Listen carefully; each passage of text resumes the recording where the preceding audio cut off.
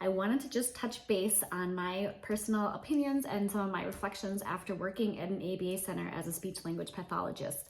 Let me say that working with children with autism is still one of my biggest passions, one of my most favorite populations. But after working in an ABA center, I kind of have some conflicting opinions. I know it's very controversial at this time as to whether ABA is appropriate for children or not. I do know that it is banned in the UK. Someone had reached out and told me this information. And there is some conflicting data saying, or opinions really, as to whether it's appropriate for children with autism later on. I don't know. I guess I have my feelings because I worked in a setting. I see that it can be very rewarding. It can be very beneficial for children to really learn how to learn, and it sets them up for how to be table ready, how to learn, how to respond appropriately. But again, that's our neurotypical baseline, right? That's our feelings about what a child should be doing, what they shouldn't be doing based on our neurotypical development, right? It can be very mentally, emotionally, physically exhausting. I was bit, thank God for padded bras, right? Hit, my hair was pulled constantly. My reflexes became very strong at blocking these things. And as I mentioned before, really looking through a different lens as to why did they do that? What were they seeking? And ways to, I guess, eliminate that or avoid those behaviors.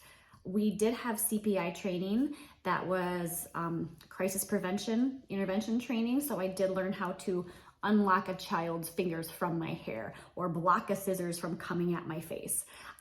That was kind of the training that we received that was probably appropriate in that setting. I do not really believe that some of the punishment behaviors I saw was appropriate looking back. I remember if a behavior was deemed inappropriate, let's say, I guess I don't even know what the inappropriate behavior would have been. I remember a behavior therapist having a child dump out a box of blocks and they would have to pick them up each time that they did this negative behavior. I saw children with wristbands that signaled like, this is the time you are not gonna stim. So if you're not gonna stim at circle time, you're gonna have this bracelet as a visual saying no. We know that children with autism need to stim, that sensory input, they need that. So I don't, in my opinion, feel that that was necessary or beneficial. There are long table sessions with children. Now that I'm a mom looking back, I can't imagine my 2-year-old, my typical 2-year-old, sitting at a table for lengthy periods of time doing drill work and answering questions. There was a lot of love. I will say that behavior therapists loved their job, loved the children.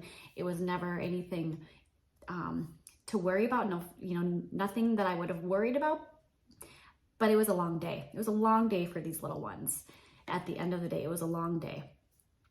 The reason I left after 2-ish years or so was, one, I had gained my C's. I was ready to move on and really work wherever I wanted to.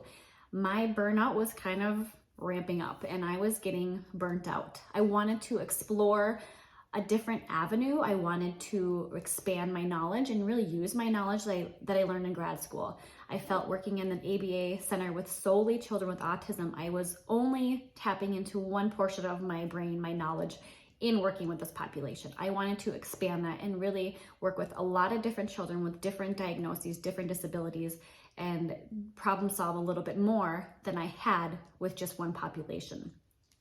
Another kind of push that kind of pushed me over the edge was my 40 hours a week was drastically reduced to 20 with a 1-day notice.